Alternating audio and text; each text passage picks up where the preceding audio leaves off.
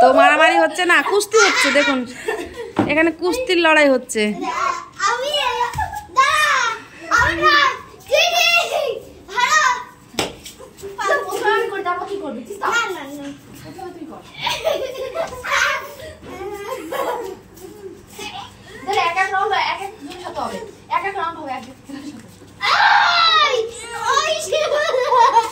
দেখি কে ফার্স্ট হয় লাইনে।